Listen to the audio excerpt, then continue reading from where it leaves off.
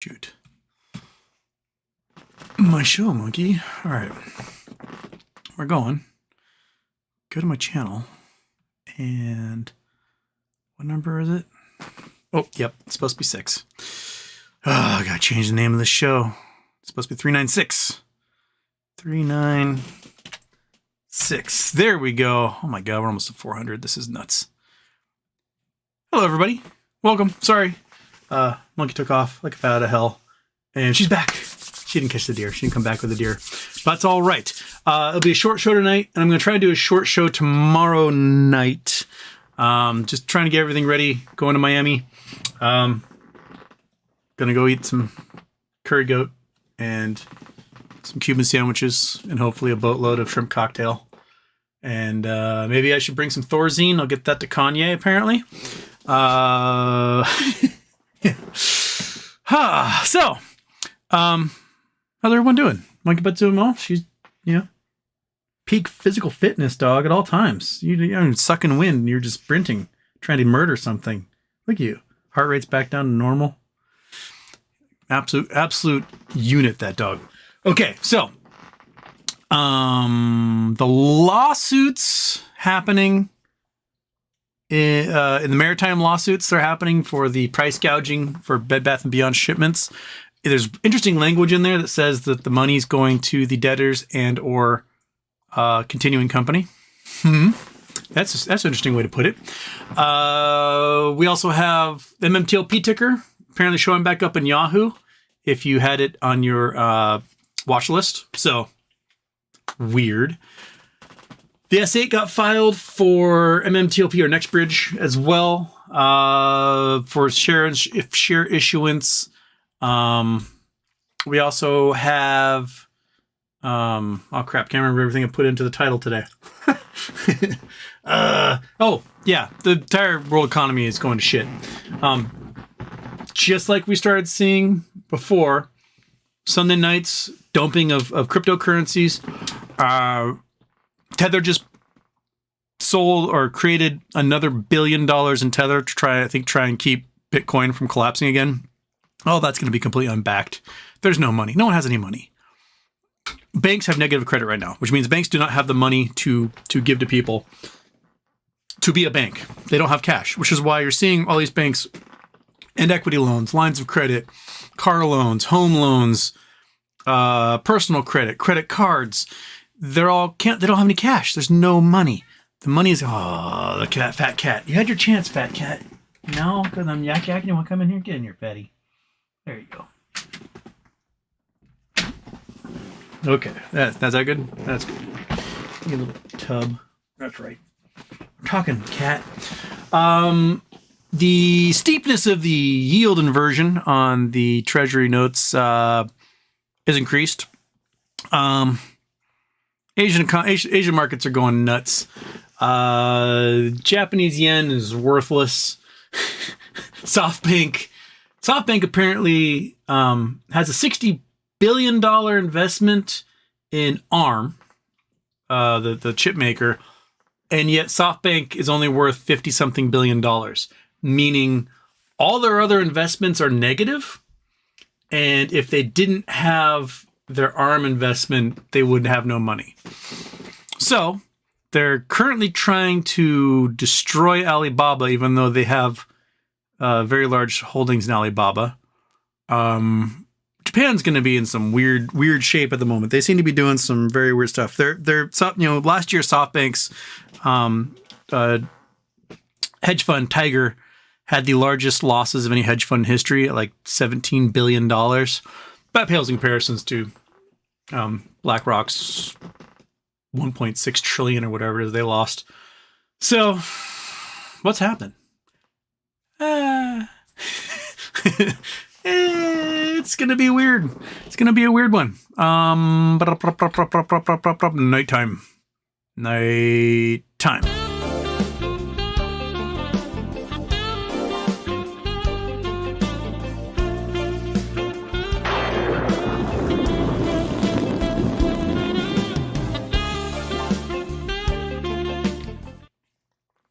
Woo! Okay. Off. Right dog, right cat. Everybody, it's off. Okay, so gotta get through this because I only got like an hour tonight. I'm totally trying to readjust my schedule because everything on the East Coast is gonna seem so much earlier than what this night owl on the West Coast is used to. So like I love going to bed when only people on the East Coast are waking up. That's the astronomer in me. So I'm trying to make it so I can get up early, catch my flight, do all that stuff, and not absolutely suck at it. Bill Coyne, last again. No, Bill Coyne was first. Keith Chapman, second, but going to bed. Have a good show, Houston. Oh, just weaseling out on us there, Casey. Latinum. Can you talk about MMAT? You can't talk about MMAT, but you can talk about what happened with the shareholder vote. Did all board members get reelected? Can't find info. I have no idea what's happened with the shareholder vote. I have not seen the information yet, so I can't talk about that because I don't know. But it sounds like there's a fight going on, and I wish I could be part of it. Stephanie O, can you explain the whole swap thing the BBY crew is talking about? Not very well. So we have at least one equity swap. I think I saw that there are a couple others in the hundreds of trillions of dollars range. Now, it appears these equity swaps were created in March of 2021. What's in them to make them worth that much?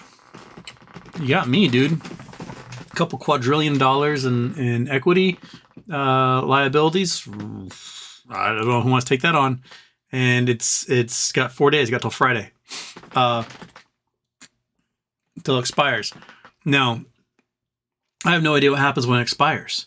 My guess is that whoever wrote that swap, and no one wants it, is going to be liable for whatever's inside.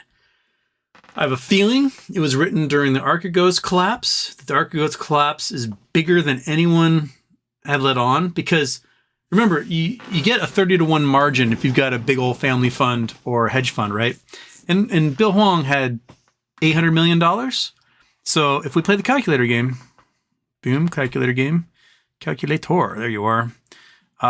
So 800 million times 30 means you should have had $24 billion to play with. The thing is, this is before the phase 6 went through, even phase 5 went through, and it appears that Bill went to at least 5 different investment banks and got a 30-to-1 from each one of them, right? So his $800 million appears to probably be around $120 billion in liability. He went to Goldman Sachs, he went to Nomura, he went to Credit Suisse. I can't remember the other two, which the other two were that he went to.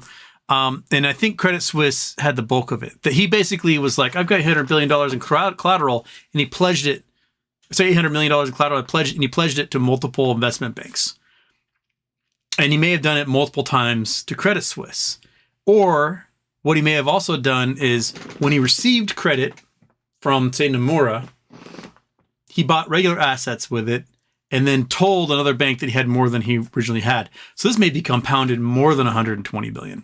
He may have been taking money from one bank, using it to buy assets, telling another bank that he had this much and would borrow more. And he may have just Ponzi schemed this whole thing. So what could be tied up inside of that would amount to trillions of dollars in liability? I don't know. I mean, I don't even know what's going to happen on Friday. Like, does it just expire and everyone goes, oh, well, and then business keeps going? Or does it expire and the people are like, I want my money? Like, what does that even do? What does it mean? What is it? I don't know. I honestly don't know. I have no idea how anyone can create that much liability. And then when the liability expires, then what? Like, the liability is, okay, back to calculator. So there's 999, let's call it 1 quadrillion. So 100 million, billion, trillion, quadrillion. Okay, so we got 1 quadrillion, right? 100,000 million, billion, trillion. Yeah, quadrillion. We got 1 quadrillion dollars in liabilities, right? The entire global economy is 81 trillion. So million, billion, trillion. So we've got 12.3 times the entire global GDP wrapped up into one equity swap full of liability that expires on Friday. What the hell does that mean? I don't know. I don't know. I do think the SEC at the moment is starting to cover their butts. So they issued a warning today saying, hey, there's a giant warning on equities market. Let's see if I can pull this up. Go here. I think Iggy sent it to me. Where are you? There we go. Okay. Boom, boom, boom. SEC. Where are you, SEC? There we go. Okay, so the SEC sends out a, what do they call it? Options risk trading alert. Chrome, Bing. Boom. Oh, didn't actually turn on. Turn on. There we go. So, strengthening practice of preventing direct illegal options trading used to reset RegSHO closeout obligations. So they sent out this big old alert basically saying, hey, a whole bunch of people are circumventing our rules on RegSHO on naked shorting by creating all these weird options and then using them as locates. That's basically what they're saying here. And I think what the SEC is doing is kind of firing that shot across the bow, basically saying like, hey, we know what's going on. Shit's about to hit the fan. And when it does, you guys are taking the blame. And so Risk Alert highlights observed trading strategies that could be designed to circumvent certain requirements of RegSHO. Among other things, RegSHO requires failed to deliver positions resulting from short sale transactions to be closed out by specified date, either by borrowing or by purchasing securities of like kind and quantity, the closeout requirement. In order to address potentially manipulative abuse and naked short selling, RegSHO also requires that broker-dealers borrow securities sold short or have reasonable grounds to believe that such securities can be borrowed prior to the affecting short sale for their own account or accepting the short order from another person, the locate requirement. Basically what they're saying is someone sells naked, right? Broker A sells to somebody over, or a hedge fund of broker A sells to somebody over broker B. Hedge fund A does not have the share. So when it comes time to clear, broker B sends the money over. Broker A goes, oh shit, there's no share. And they reach into someone else's account inside their brokerage and pulls a share out, leaving behind an IOU, that counterfeit, that synthetic, whatever you want to call it. And then they send it over to broker B to make the deal good. The clock is supposed to set. They got 4 days to figure the sucker out, right? To go find it on the market somewhere. And what ends up happening is that the hedge fund at broker A makes a swap, right? And sends it somewhere. And then the liability goes to somebody else. And it may go to a broker who has no idea what's going on. And so broker A goes, fuck it, whatever. And then life moves on, right? But meanwhile, now the swap is trading around. Maybe some swap that has, I don't know, a quadrillion euro liability in it. Who knows, right? And the shares are never made whole. So when you see the FTD data that comes out twice a month, right? We had that weird instance where it did not come out for a while for October. When you see the data come out, the FTDs for a particular stock is supposed to be cumulative, right? So let's say there's 1 million shares were FTDs on this date, and there's 1.5 the next day, and then 800,000 the next day. So the cumulative number is supposed to be dynamic, right? So if there's 1 million on one day, 1.5 million the next, that means more shares got sold naked. And then 800 on the following day, that means a whole bunch of shares got closed out, right? And they're actually maybe not selling naked anymore. What might be happening is that those FTDs still exist. They're just now in these equity swaps bouncing around. So what the SEC is saying here is like, hey, we're onto your game. And shit's about to get real. Just want to let everybody know. They don't really mention the swaps in here, but what they talk about are using the DOOMs, right? The deep out of the money puts as locates. So you got a stock that's trading at $50 and someone buys like 10 million puts of that same stock at 50 cents There's no chance the stock's ever going to go to 50 cents. No chance in a million years we'll go there. And they're super cheap. You can buy them all for a fraction of a penny. But you have, hey, so you tell the regulars, hey, I've got 100 million billion shares available as locates because I bought all these deep out of the money puts. And obviously, whoever sold me those puts has those shares, so we're good. And the SEC is saying now, like, that doesn't quite fly. Because those puts are being written naked. You sold naked. No one's wearing any clothes around here. We are a nudist colony. And it's a pretty interesting little read. I'll actually post the link for it here. Got to make it so you can actually get the link and not Chrome extension. Okay, copy that. Throw that in there. Shaboom, shaboom, shebang. So basically, the trading strategies discussed in this risk alert could be used to give the impression that purchases by the short sellers have satisfied closeout requirements of the clearing firm or broker-dealer to whom the failed deliver position was allocated. We have observed, however, that in reality, the purchased shares in question are oftentimes not delivered because of subsequent options trading used to reestablish or otherwise extend broker-dealer's failed position without any demonstrable legitimate economic purpose, such that the clearing firm or broker-dealer allocated a failed deliver position does not satisfy the closeout requirement. They're buying deep out of the money puts and calls that will never trigger, and using them as locates. That's what's happening time and again. So, talk about the RegSHO requirement, what it means, how many T plus whatever days. So,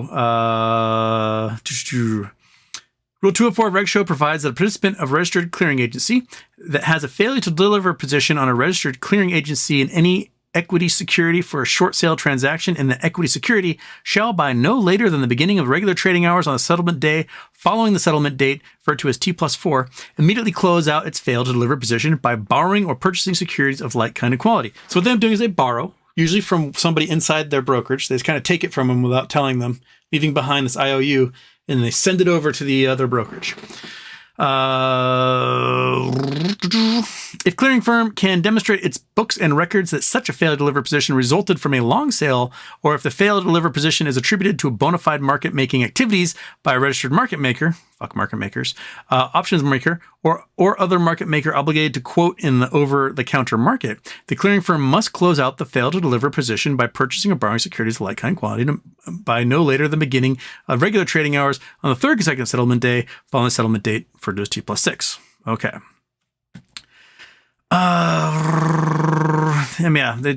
It's a lot to read. I got a short show this. I won't read it all to you, but it's a good find. Thank you for sending it to me, Iggy. Weird shit's happening. Everyone is starting to like circle wagons, knowing that weird shit's happening. Warren Buffett sold off like $30 billion in stocks because he's like, I'm getting the fuck out of this. I'd rather hold cash right now than whatever is going to go on here. Everyone knows that the Dow and the SPY are overvalued at the highest percentages of all time due to corporate stock buybacks. Who knows what other weird pumping scams are going on. Like, the price of legit blue chip stocks do not reflect at all the performance of the companies. They don't. And things are going to get wild, man. Yeah.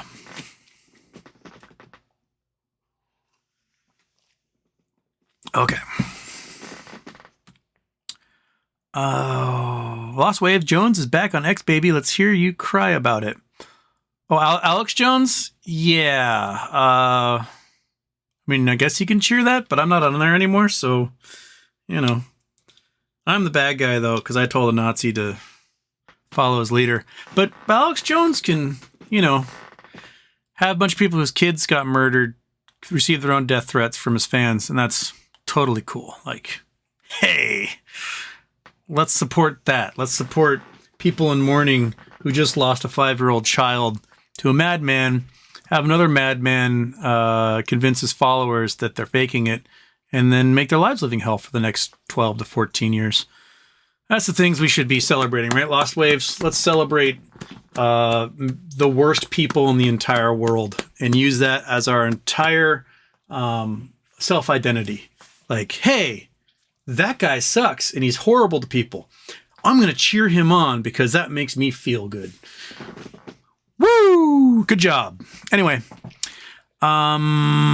Gotta read. Happy birthday, Houston. Did you see Ken Griffin of Citadel explains how Ponzi stock market operates so efficiently with price fixing and manipulation? Yes. Someone mentioned it last show, sent me the clip, and fuck that guy. Right? Like, he basically let the cat out of the bag. He's like, yeah, we totally manipulate the stock market we set a price for something, and then we manipulate everything until it goes to that price, which is not at all how a market should be utilized. Like, the whole point of having a market maker, which I don't think we even need market makers in this day and age. I don't think they should exist. I think market makers should just not be a thing. Is people want stuff. They've got investment portfolios. They want shares of stock. They want to get stock. And the more people are asking for the stock than the stock market can provide, right? Which, if you had a market without market makers, would mean the price of that stock would go up because demand is greater than the supply, right? Resulting in the company that issued that stock having a higher valuation than they normally would. And they can use that valuation to get more investment opportunities, sell more stock into the market, etc. They get more cash and become a much more viable, stronger company. But for some reason, the powers that be are like, we can't let that happen. What's instead going to happen is we have an idea of what the stock price should be. And if demand goes up, we're just going to create a bunch of shares that don't exist and sell that to people. And then later we'll worry about finding the shares. And so they quell the supply and demand curve by overcompensating with supply that should not exist. And they get money basically that should be going to the company, right? Because the company could issue shares. The company could be like, hey, we have 300 million shares in existence. We've got 1 billion people who want shares. We can sell another 700 million shares and make a boatload of money. But they don't do that because if they do, the market makers will sell 10 billion shares and collapse the entire company. So I think if every market maker blinked out of existence tomorrow, the world would not be a worse place. The market wouldn't have any more inherent risk than it does today. I think the solution to liquidity is offering a price people are willing to sell for. That's the solution to liquidity. If people are offering to buy a stock at $15 that should be selling for $16, no one's going to sell. But if the market maker suddenly produces 10 million shares that shouldn't exist and sells them for $15, then the stock price suddenly is $15. So if you actually want liquidity in the market, then people are going to have to offer $16 for the share. And that's how it's going to happen.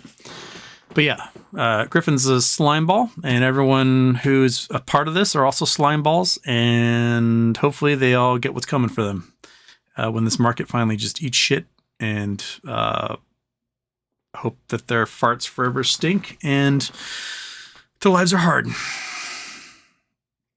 Dark Horse, it too late tonight. I need mana now. I need them crumbs. Scott Pollen, major helium deposit discovered in Minnesota, but it's under the boundary water, so shit. Yeah, not getting in there. Good luck. Drain the boundary waters into a helium hole. Guess we gotta go to the moon. We're going to the moon. First one, no name, Houston. We do shows from Florida. I'm going to try. I'll try to do a Friday show. I have no idea when, where, or how I'll do it. Maybe Julio can sit there and stare at me for 2 hours while I do a show. I'll bring him on the show. But we got, it'll probably be an evening show on Friday because I got a lot to do during the day. A whole bunch of buildings to look at that my grandfather and great-grandfather designed and built. So I'm pretty stoked to nerd around and between like goat curries as we go along. Mario Valdez, what's the deal with all of these biopharmaceutical and therapeutic companies rocketing 100%, if not more on a daily basis?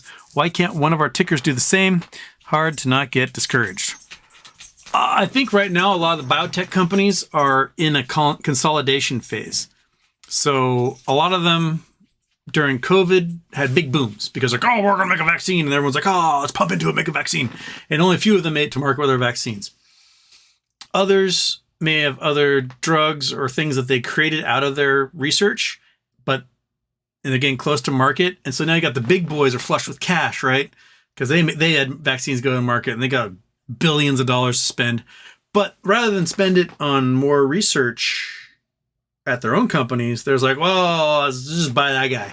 And so they're just starting to buy up all these little companies. And then once they buy up little companies, then you get a bunch more startups. And then they'll rise over the next 5 to 10 years, and they'll get all bought up again, and then they'll have more startups. And that's just kind of how the biotech industry works, it seems.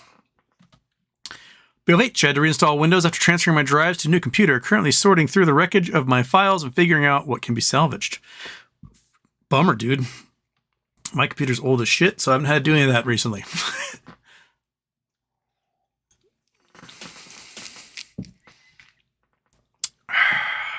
Scott Paulin says, Mario, a bunch of FDA announcements the last few weeks. Major advancements in breast cancer, sickle cell, and brain tumors. And once you get those FDA announcements, that's when the big buyers come in, like, I'll buy your company for $1 billion. And the guy who started the company, who owns like 90% of it, is like, okay.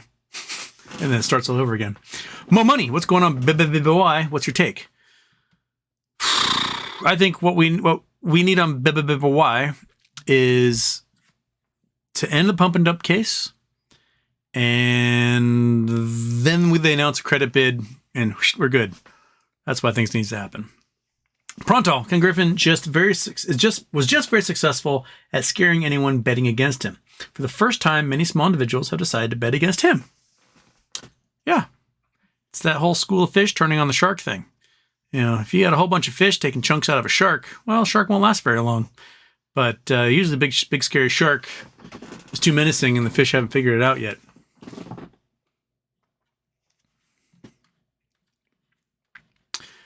Okay. First Day Productions.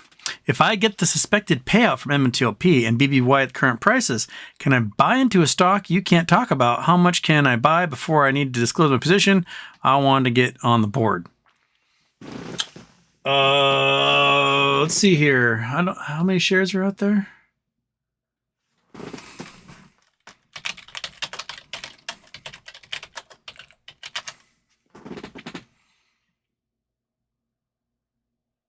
So there could be 477 million shares, which means you have to get, if you want to get on the board of a company that's 477 million shares, you're going to have to get more than 47, almost 48 million shares to get your 10% and be an insider. And then you might be able to start a proxy battle.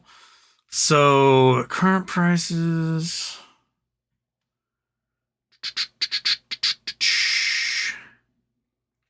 Oops. Boom, boom, boom. Oh. Calculator game.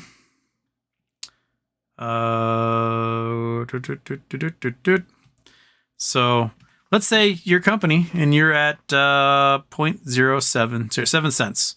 And you need to get 47 million, 48 million, right? So you're going to need $3.3 million to at the current point to purchase 10% of a company that's at 7 cents. That might be enough to trigger a proxy fight and to butt some heads. The problem is that they're trying to issue like 200 million more shares, which would increase that by 50%. So maybe 5 million. So think about that. That's probably what you would need to start such a proxy fight. I mean, it sounds like a former president and board director is trying to foment a proxy fight with the existing shareholders. So you may have some allies in there.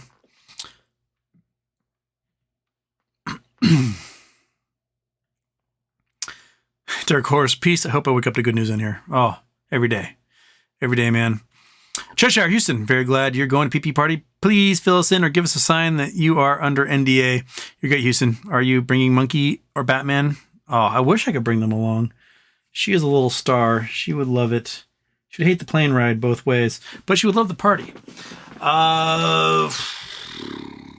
Okay, so we already have a sign for if I ever sell out, right? If someone comes along and says, Houston, you're going to stop talking about this or stop, you're gonna start talking about the opposite. You're gonna become a shill, right? I have a sell-out price. You guys have a sell. We all have sell-out prices. So the price comes along high enough that I sell out. You're going to see a Kenny G album cover up on this wall, right? So if I find myself under NDA, what shall the sign be if I'm under NDA? We can do something. Sign if I'm under NDA. Will be a good one. If I'm under NDA, how about this? See this crappy little horse right here? This horse represents a failure on my part. I purchased a lot from auction of antique Chinese jade. And some of it was actual jade, and then there was this plastic horse that was not at all jade in there. So I have this sitting here as a reminder that sometimes, these get fucked. So if this guy, this little jade horse, ends up on the span, maybe here, right there.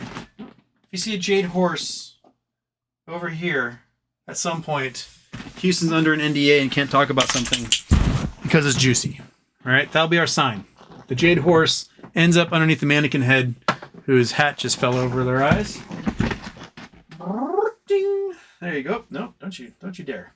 Okay, so jade horse by mannequin head. You see that? Then something juicy's afoot. Does that work for you?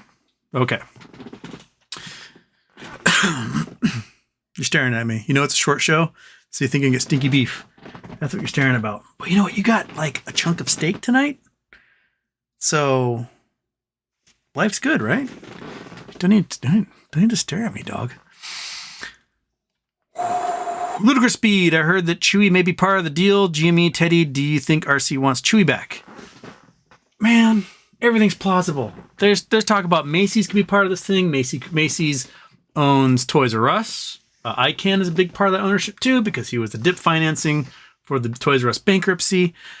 Chewy announced that they're getting taken over by someone. The people who are taking it over are using the same lawyers that Ryan Cohen's used in the past. So, coincidence or causation, I have no idea.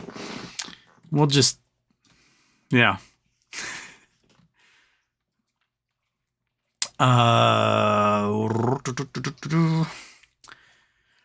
First Day Productions, happy birthday, 43, huh? Not yet. Are we carbon-based? What would silica-based ET look like or function like? I heard X call where they pondered that, but I missed the start. We are carbon-based. The reason why people would ponder silica-based is because it's the next step, next element below carbon. It has basically every electron is a bonding point, just like with carbon, and you got more of them, which is why so many crystals are silica. I personally think it's hard for a silica life form to exist because while there's a lot of silica on Earth, there's not as much silica in the universe as a whole. It's a narrow, because the higher up the food chain you get, the higher up the periodic table, the fewer and fewer available material there is, because hydrogen and helium, 95% of the universe. The rest of the universe is 5% everything else. Inside that 5%, oxygen, nitrogen, carbon, those are the big ones that make the volatiles. And then when you start bonding stuff to silica, generally you get really hard crystal shapes. There's lots of things that can bond to silica, and most times when you do it, you get a rock. So I guess you'd have like a rock-based life form if that's the case. Yeah, that's what I think of it. Ludicrous Speed, what do you think about $700 million for Shohei? Good for Shohei. You know what? The boy worked hard. He's very good at what he does. He's a stud. He's a 2-time MVP. He'll be pitching. He won't be pitching this year. So this year is kind of you're paying $70 million for DH because he can't throw. He won't be able to play right field or anything. But in 2025 on, You'll have a dude who'll be pitching. He's a very solid pitcher. He's, he's a number 1 or 2 starter anywhere in the league when his arm is working. He's a 3-hole hitter anywhere in the league when he's swinging his bat. So you're getting, let's say the number 1 or 2 pitcher, you're paying $30 million a year. And for a guy who's third in the lineup on a baseball team, you're probably paying $30 million a year. And because he's the most popular person in baseball worldwide, you're paying that $10 million a year bonus for all the jerseys that you're going to sell and baseball cards that are going to get traded and TV commercials that'll be made and everything else. So, this next year is not worth it. And at the end of his career, he'll be like $70 million while he's like struggling to hit a baseball at age 39. But you know what? It might be cheap by then. Maybe like middle infielders will be making $70 million a year by then. You don't know. I mean, in 1991, 92, Barry Bonds signed the biggest contract ever, and it was paying him like $10 million a year. So we moved a lot, crappy third basemen are making $10 million a year in this league. So I think Shohei is worth 7 times what a crappy third baseman is. So why not? Right? Oh, you're such a needy little dog, aren't you? Just scratch your little ears, and then you want stinky beef so bad. No stinky beef, buddy. BW Rand. It looks like YouTube changed the layout again for chat. I hate it. Wasted space. My text is ascending beyond the window. Can't read it. I have the completely different view from Streamlabs as to what those will look like. Can I read Houston? Doesn't it feel like media articles are portraying the same thing like in 2008? Look, last month of Wall Street Journal article, the economy is great. Why are Americans such a rotten mood? Definitely written by somebody who makes several $100,000 a year and can't understand why Americans are struggling. Interesting stat. In the movie Home Alone, which came out in 92, is that Home Alone? Somewhere in there. Macaulay Culkin's character, Kevin, goes to the grocery store and he fills up 2 grocery bags, right? And spends $19, I think 83 cents or something on those 2 grocery bags. Someone has done the math each year as to how much it costs to fill those 2 grocery bags with the exact same items that Kevin McCarthy bought. And today, 32 years later, it is $75 to fill up those grocery bags with the exact same items that he bought. Not only that, but it's $30 more than it was a year ago. So, it went from $19, almost $20 to like $45 in 31 years. Okay, you got 100% inflation thereabouts, but you had another 100% inflation in 1 year. So between 2022 and 2023, the amount of those 2 bags of groceries went up 100%. You know what didn't go up? The costs of producing those groceries. Our wages didn't go up 100%. The materials to make that stuff didn't go up 100%. But you know what probably did go up 100%? Profits at large conglomerates to make our food. That's probably went up. So,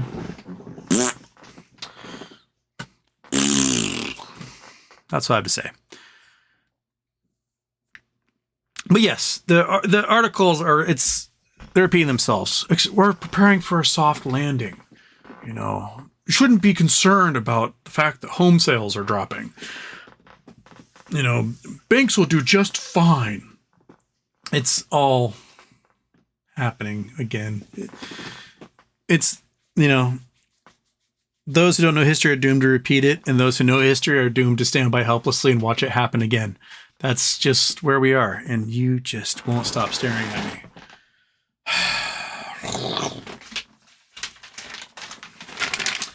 Gonna have to stinky beef it. Gonna have to stinky beef it. Is that what you want? Is that it? Is that what you want? You can come get it? Because you won't stop staring at me?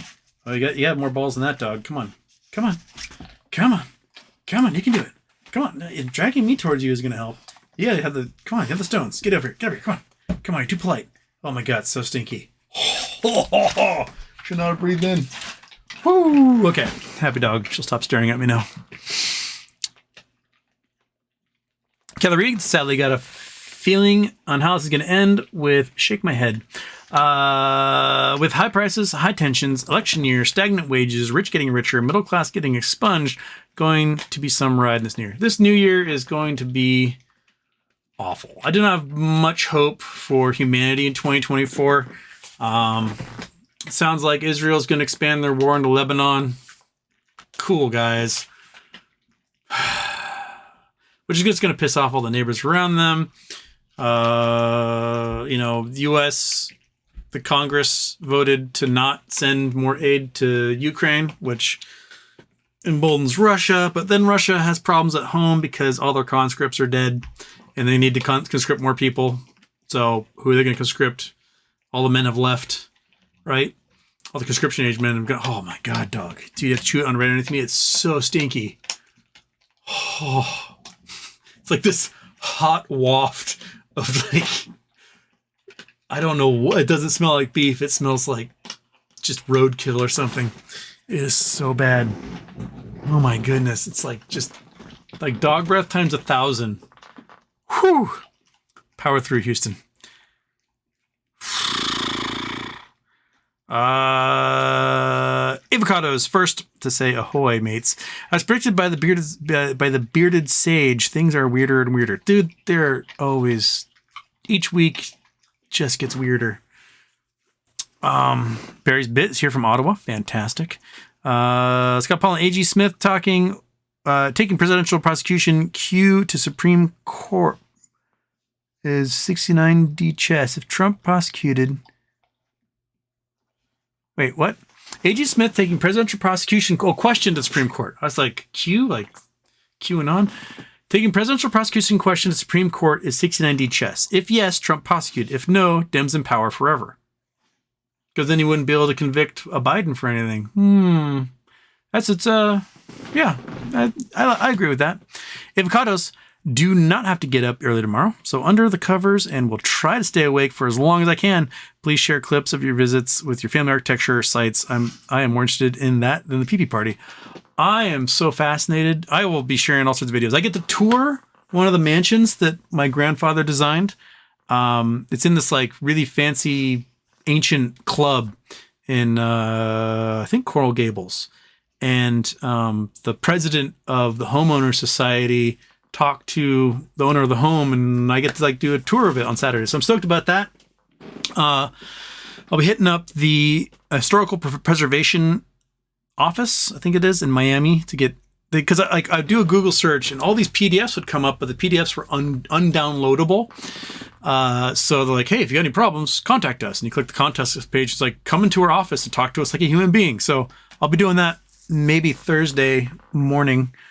And then I'm meeting with a lady from the Historical Preservation Society of Coral Gables, and because they want to do like the Historical Society wants to do a piece on my grandfather and great grandfather. So like, this is really cool. Bring us whatever you have. So my dad's preparing this whole dossier and pictures and stuff for them. And there's like really cool buildings. One of them was this hotel. It was the first hotel built in Coral Gables, and it sadly got torn down in the 60s, but was like such a cool piece of architecture that the designs and photographs of the building are in the Smithsonian. Like their Library of Congress maintains a record of that building because it was such a cool building. And now sadly it's like some Super 8 motel or some crap. But back in the 20s, before the economy crashed, it was gangbusters, baby. So I'm pretty stoked. I've not been since I was a toddler. Before I was even a toddler, I was still a baby. So there's a picture of me on the beach with my grandfather, and he's got his fingers out like this, and there's 9-month-old Houston like holding on to the fingers, and I'm like that tall. So I'm not quite a human being at that point. It's before I actually have memories, so it does not count. Andrew Stewart, Houston. What is the fastest speed you've ever been on the ground? What kind of vehicle was it in?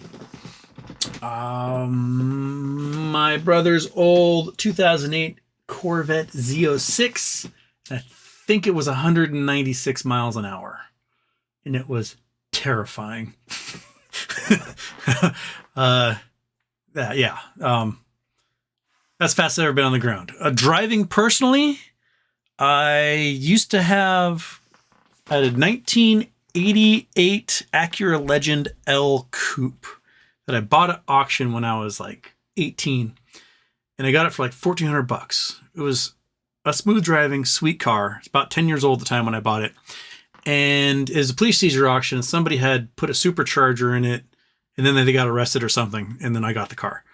I remember being out in Eastern Washington out in the desert and with a buddy. And I was like, let's see what this thing can do. And I floor it. And we're hitting 80. We're hitting 90. We're hitting 100. And I was like, holy crap. And the car's just like, we're up to 120, 130. We hit 140 miles an hour. And what happened was a year's worth of leaves.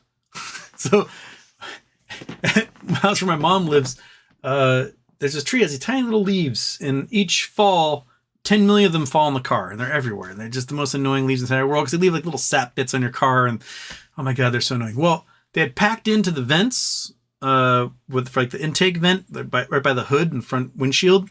And when we hit 140, they pushed through the vents and then fired into the car and filled the entire car with leaves, and was one of the most terrifying things I've ever experienced in my entire life, because all of a sudden at 140 miles an hour on a desert road, I was blind. And not only blind, but I was in pain as teeny tiny little leaves fired out of the vents into my eyeballs and my skin and everything else. That was the last time I ever took a car like that at any type of speed. I was not driving when I was at 196. I was like, Jesus, take the wheel. And Gardner did just fine with it. So yeah, those are my speed records right there. Boom, boom, boom. Oh, and this is also an Andrew Stewart shirt. Andrew Stewart, I was going to wear the bean shirt today, which is awesome. And it's got little kidney beans as buttons, except it's missing a whole bunch of the kidney bean buttons. So I need to find either kidney bean buttons or a facsimile thereof to make that shirt work. So went with the Hawaiian capital, Queen Liliuokalani's palace here. Michael Harrow, careful what you say. The Mariners ownership will disrupt your connection. You know what? Mariners ownership can't afford to disrupt my connection anymore. They're too much. They're too stingy. Fred Jones, Houston. Just to let you know, you got the episode number wrong. Oh yeah, I fixed that. We're 396. I fixed it. I thought I had done 395 the last show. Okay. Cheshire, Houston, Pulte's post with Kanye. Your thoughts seem incongruent. Taylor Swift and RC. Don't have to answer if uncomfortable. Thanks, Houston. You're the best. Treats for Monkey Button Batman. Yeah. I can't imagine what could possibly be happening to have a meeting with Kanye West. Like, I would not want to get in business with that dude. He's fucking crazy. And he's outwardly anti-Semitic and just seems like just a crazy kind of terrible person who, I mean, I'm sure if Kanye got medicated, he'd probably be a pretty decent dude. But he's unmedicated and he's seriously bipolar, maybe partially schizoid. I cannot diagnose because I am not a professional and I shouldn't diagnose. But you guys know what I'm talking about. The guy's nuts. If I happen to like meet and shake hands with that dude at the party for some reason, I will recommend that he gets medicated because he needs medication so bad. Like everybody in his circle knows he needs medication. I think his ex-wife knows he needs medication. I think his kids knows he needs medication. That dude needs medication. Yeah, it's a weird, I don't know. Maybe I'll have the opportunity to be like, Pulte, what the fuck? Yeah. And it does seem incongruent to Taylor Swift because isn't he the one jumped up there and he's like, fuck Taylor Swift. Beyonce deserved that award. And then RC is Jewish. He's an Orthodox Jew. And I don't know. It's weird, man. It's weird. First Day Productions, I heard the Mariners management aren't really into baseball like the Twins management. I keep seeing players leaving and others trade bait. Dude, the Mariners are the most profitable baseball team in existence. They make more profit year over year than any other team. They own their own television network, and I think they just fucked up their TV deal and made it too expensive. So people are going to be dropping it from their cable subscriptions, which means they own this billion-dollar sports network called Root Sports, and they screwed up. So I think they realized, like, oh, we're going to charge too much for this. We won't be able to afford our baseball players anymore. So let's just get rid of everyone and we'll field the worst team imaginable. And I think that's where they're going because they don't seem to be making plays on anybody. They didn't trade for any quality players. They got rid of 250 RBIs and got chicken feed as a result. Not even really like potential players like, oh, this guy's going to be a star someday. No, they just like, oh, but they jettison these guys and then they're giving cash considerations to help pay the salaries of them after they jettison them. So what's the point of even jettisoning them? Oh, it costs us $10 million a year, but we're going to pay $7 million of a salary. What the? Oh my God, they're so stupid. Anyway, no Shohei. So I'll say this, sign Yoshinobu, the best baseball pitcher in the entire world. He's only 25 years old. I don't care what he charges. Pay him. Pay him. Then you can use one of your young guns who are just as good, right, to trade away and get a hell of a third baseman in Isaac Paredes in Tampa Bay. Because we need a third baseman. Then you pay a bunch of money for Bellinger. You pay a bunch of money for Jung-Hoo Lee out of Korea. And I don't know, you still need to find a second baseman somewhere. So anyone, I can play second base for you guys and probably hit more than any second baseman they had in the last year. So just get somebody who can scoop up some balls every once in a while. Just fucking Mariners. Anyway, moving on.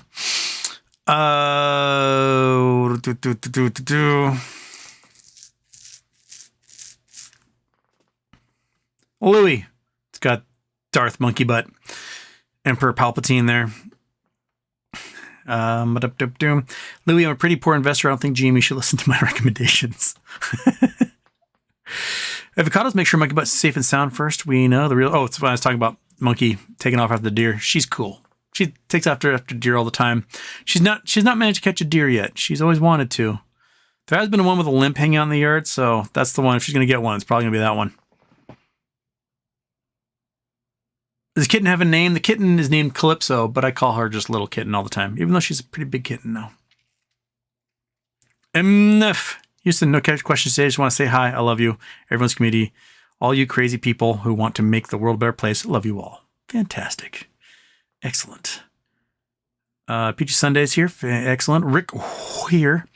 PP shows started turning up on my YouTube. Don't have X. They have a show just discussing BBYQ. Pretty lame. That's all I talk about. Boring. I've been on the show a couple of times. You know, we get along. We talk about BBBY when we're on there. I weeded out the folks that wanted me to talk about just one thing ever a while ago. Back in 2021, when I first made this show, I'd talk about GameStop and then I'd move on to other things. And people were like, talk about more about GameStop. I'm like, well, we talked about it all already. I'm going to talk about other things now. They're like, this is bullshit. I'm leaving. And then left. And I was like, okay. And then talking about other things brought other people in who want to talk about more than just GameStop. I'll talk about, well, you guys mentioned GameStop. I'll talk about GameStop. You guys mentioned Bed Bath & Beyond. I'll talk about Bed Bath & Beyond. Basically, the first couple minutes of the show, I just kind of give you a little brief headline of things, and then you guys take over with the chat, and I talk about whatever it is you guys are talking about. Sometimes I got info on it. Sometimes you can find info on it. Sometimes I don't know what the hell's going on, and I'm totally useless, but for some reason, you hang around anyway. But, yeah. The cheese, thank you for being such a Chad. It's the butt chin. That's what does it.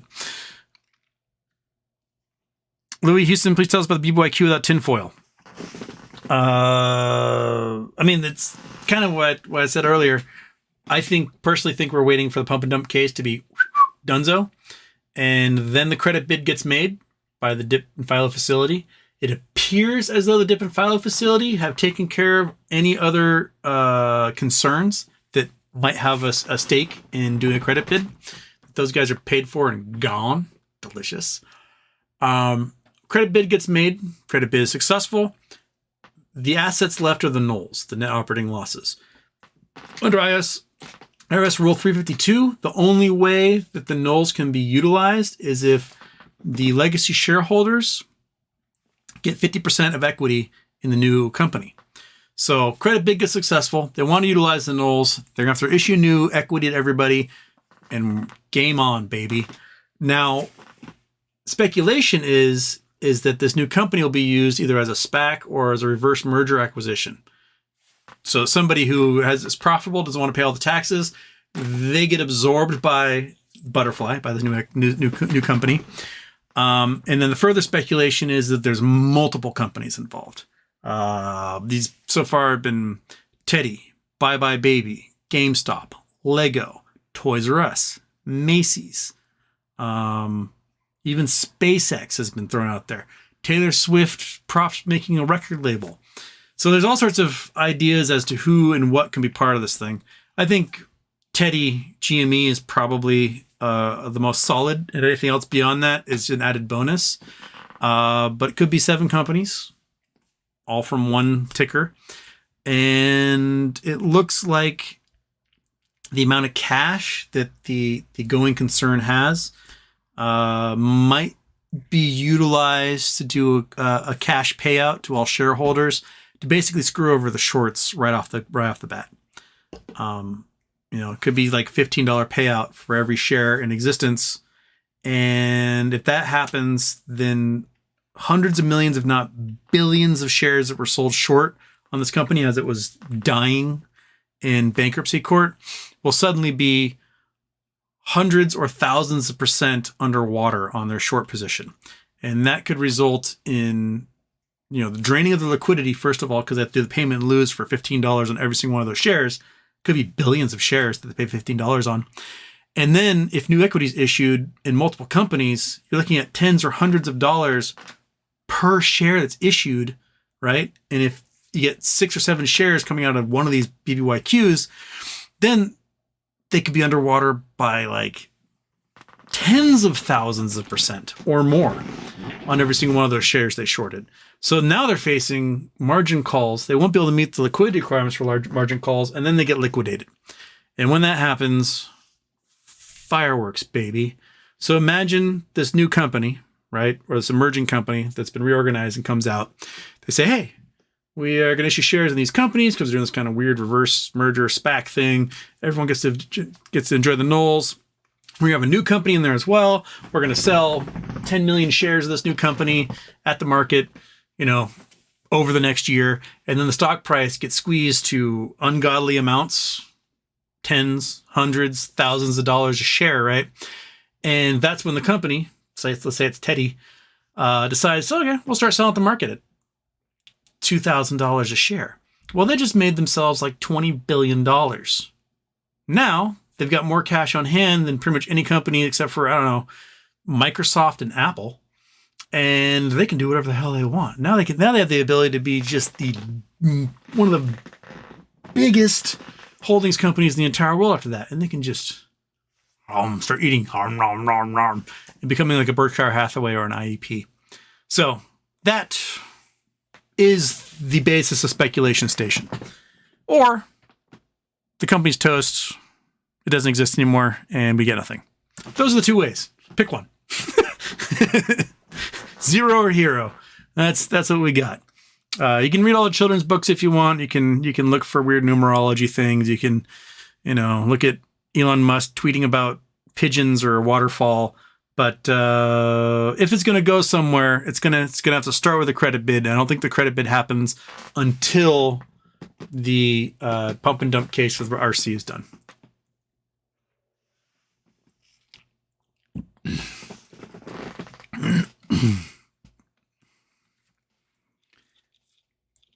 Okay. Aaron Southings, MMTLP 2-day trading or $20 a share. I will take either one. I mean, if all I get is $200 a share, I will not complain. I'll be pretty stoked with that. But if I get 2 days of trading and I can get thousands of dollars a share, I would prefer that. So, you know, I'm not going to look a gift horse in the mouth in that one, though. Christopher Stedman, how's it, Houston, regarding BBYQ? What are the forthcoming dates of importance? On PP Show, AJ mentioned something about May 2nd. I sure hope we get made whole sooner than that. May 2nd is so far away, dude. I just make it happen before then. Make it happen tomorrow. Make it happen Wednesday. It'll be a good time to happen on Wednesday. I'll be on a plane all day Wednesday, and we'll have no news about anything. So you may as well make it that day because, you know, why else would you make it any other day? Michael Harrow, Houston, at the Pulte event, remember to be stronger than your lizard brain and avoid Russian honeypots in Florida. Why do you think I'm going to Florida, baby? I'm just going to gather up as many Russian honeypots as I can. Because, you know, they all want what I got. They're going to be like, your sister, she's captain of the Navy, no? I would love to meet her someday. Like, she's going to be an admiral soon. I just go around with a button that says, my sister is a captain in Navy intelligence, and walk around and just get laid by as many former prima ballerinas as possible. All right. Lone Wolf, medianoche sandwich is better. Made with sweetbread. Medianoche sandwich. I've never had that one. Cat, shut up. I'll do a couple more, and then I'm going to have to bail for the night.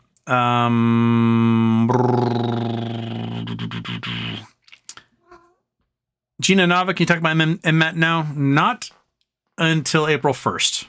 April Fool's Day. That's when I can do it. That'll be 6 months, and then I can. Zuma got to do with Nub. Is Switzerland completely fucked for taking on Archegos swaps? Did someone force them at gunpoint to take it on? My guess is that UBS took over Credit Suisse and all their liabilities. And UBS probably checked in with like the US Federal Reserve, like, look, dudes, Switzerland does not have the population or the ability to print money like you do. If we take this on, right, I need assurances from you that if the shit's the fan, you're going to help us.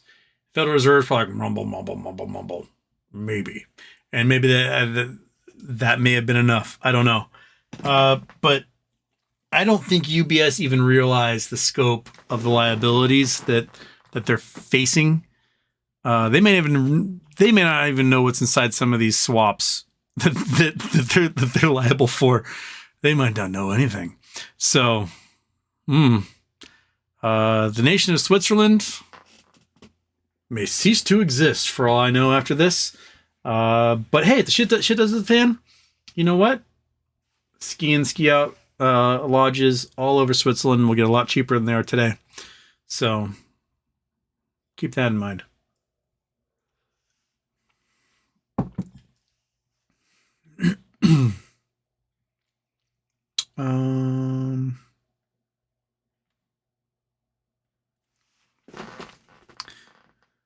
Oh, Steven Martinez is coming in here hot. I mean, what are the little delicious things that he put on here?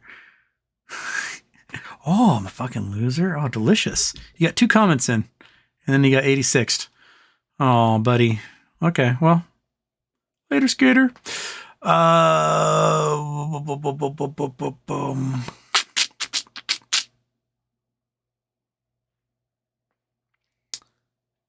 Brendan Cowles, Houston, highly doubt you'll see this. Otani's deal is deferred. He'll be making $2 million a year for the 10 years of his contract, and then after 2034, he'll be making $68 million per year until the end. Huh. So in retirement, the dude's be making $70 million a year, basically. Interesting. So we'll be celebrating not only Bobby Bonilla Day, but we'll be celebrating Otani Day, the days he makes $68 million each year, long after he's retired. Cool. The Dodgers probably just trade away their future on that one. And interesting. Yeah. Scott Pollan been doing some detailed econ analysis on properties in ski towns. Condos and houses are massively overvalued. Many are cash flow negative at the moment. like when the economy collapsed, you know, I try to go to Whistler once a year, right?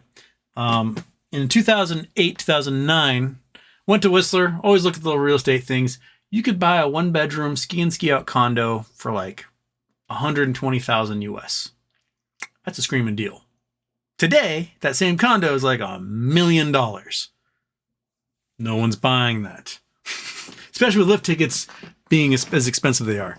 My guess is that you're not pulling down enough money each year in rentals to take care of the mortgage on $1 million place like that. And so there's a lot of folks who bought in speculation, hoping that they would get their Airbnb, VRBO, whatever money, and it just isn't coming because skiing's too expensive and people just can't, you know, oh, you rent that for $300 a night? Cool, you're booked for 30% of the season. Oh shit, that's not good. That means I'm making $3,000 a month and I cannot pay my $4,000 a month mortgage. So yeah, I think that's what's happening. Okay, I'm gonna do one more, and then the short show is over for the day. And Shane E says, I tried to hit Key West and see Hemingway six-toed kitties. I don't need to see Hemingway six-toed kitties. You wanna know why? Because I've got a six-toed kitty right here. I got a fat six-toed kitty. Want to show everyone your meat paws? Oh, come on. Show them. Look at that. You got 6 toes. But no one can see because you won't give them a high five. Okay. Murder weapons. There's one right there. Okay, we got... All right, 1, 2, 3, 4, 5. And then number 6 is on this side. There we go. That's great. He's got 6 toes. You're a 6-toed kitty. You're a Hemingway cat. Right? You polydactyl fat chunk. He's so mad right now. Yes. But when I said hit Key West, I thought you said hit Kanye West. And I was like, no, I'm not going to do that. Okay. All right. Oh, you're just a little stinker. Okay. So maybe one more after that. Chain E, Wild 140 leaves would not be the only thing violently pushed through if that happened to me. And I did almost shit myself. Okay. Alex F. Legend Coupes are sexy. Might be my favorite car I ever owned, was the Acura Legend Coupe. It was such a smooth driver. It handled really well. It was incredibly fast. I mean, especially that supercharger. It got great gas mileage even with a supercharger. Okay. All right. BOH said no tinfoil. He just went for the entire tinfoil factory. I said speculation, man. Could be anything. Could be anything right there. Okay. Okay. You make you look like a QAnon nut job. Nut job. All right, everybody. Yeah, okay. I'm going to see you guys tomorrow night. I'm going to do another short show. And, yeah, so that's it for us. Maybe we'll do... You guys want some butterflies to end the night? How about butterflies?